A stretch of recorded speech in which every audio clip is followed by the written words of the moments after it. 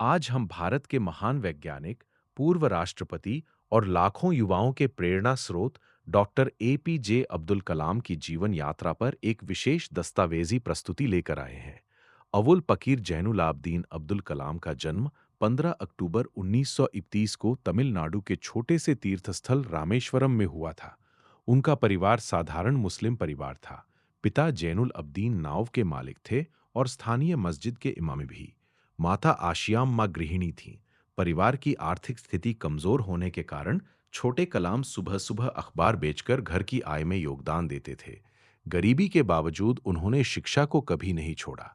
रामनाथपुरम के श्वार्च higher secondary school से प्रारंभिक शिक्षा पूरी करने के बाद वे तिरुचिरापल्ली के सेंट जोसेफ कॉलेज गए और 1954 में भौतिकी में स्नातक की उपाधि प्राप्त की।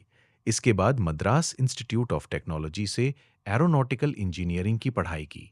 युवा कलाम का सबसे बड़ा सपना था भारतीय वायुसेना में फाइटर पायलट बनना, लेकिन चयन सूची में वे 9वें स्थान पर आए, जबकि केवल 8 सीटें थीं। एक स्थान की कमी ने उनके हवाई सपने को तोड़ दिया, लेकिन इसी मोड़ ने उन्हें विज्ञान और अंतरिक्ष की दुनिया में पहुंचा दिया। 1958 में उन्होंने defence research and development organisation यानी डीआरडीओ में कार्यभार संभाला। कुछ वर्ष बाद वे नवगठित भारतीय अंतरिक्ष अनुसंधान संगठन इसरो में चले गए। वहां उन्हें भारत के पहले स्वदेशी उपग्रह प्रक्षेपण यान SLV-3 का परियोजना निदेशक बनाया गया। 1979 में पहला प्रक्षेपण असफल रहा। मीडिया और दुनिया ने भारत की आलोचना की, लेकिन अगले वर्ष 18 जुलाई 1980 को SLV-3 ने रोहिणी उपग्रह को सफलतापूर्वक पृथ्वी की कक्षा में स्थापित कर दिया। भारत अंतरिक्ष क्लब का सदस्य बन गया। इस सफलता ने न केवल वैज्ञानिक उपलब्धि दी, बल्कि नेतृत्व का बड़ा सबक भी सिखाया। 1982 में कलाम वापस डीआरडीओ लौटे। उन्होंने एकीकृत निर्देशित मिसाइल विकास कार्यक्रम का नेतृत्व किया। इस कार्यक्रम के तहत अग्नि, पृथ्वी, आकाश, त्रिशूल और नाग जैसी कई महत्वपूर्ण मिसाइलें विकसित हुईं। इन्हीं योगदानों के कारण उन्हें भारत का मिसाइल मैन कहा जाने लगा। 1998 में पोखरण में हुए परमाणु परीक्षणों में उनकी केंद्रीय भूमिका रही। 5 परमाणु उपकरणों का सफल परीक्षण हुआ और भारत ने खुद को परमाणु शक्ति संपन्न राष्ट्र घोषित किया। इसी दौरान उन्होंने टेक्नोलॉजी विजन 2020 प्रस्तुत किया, जिसमें भारत को 20 वर्षों में विकसित राष्ट्र बनाने का व्यापक रोड मैप था। 25 जुलाई 2002 को डॉक्टर अब्दुल कलाम भारत के 11वें राष्ट्रपति बने। वे पहले वैज्ञानिक और पहले अविवाहित राष्ट्रपति थे। राजनीतिक दलों के बीच व्यापक सहमति से उनका चुनाव हुआ। राष्ट्रपति के रूप में उन्होंने राष्ट्रपति भवन के द्वार आम नागरिकों के लिए खोले, युवाओं से निरंतर संवाद किया और शिक्षा, विज्ञान तथा राष्ट्र निर्माण पर जोर दिया। लोग उन्हें स्नेह से जन जन का राष्ट्रपति कहते थे।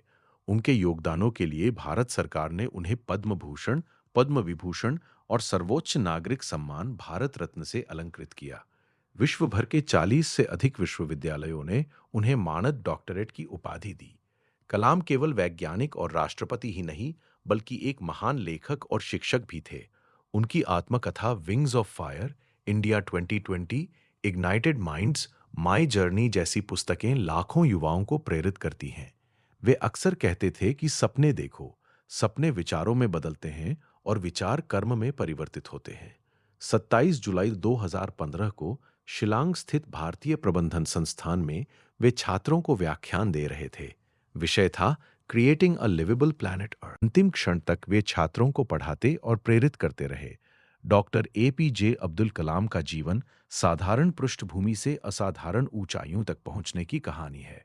वे हमें सिखाते हैं कि मेहनत, ईमानदारी, ज्ञान और राष्ट्र के प्रति समर्पण से कोई भी ऊंचाई प्राप्त की जा सकती है। उनके शब्दों में, अगर सूरज की तरह चमकना चाहते हो तो पहले सूरज की तरह जलना होगा।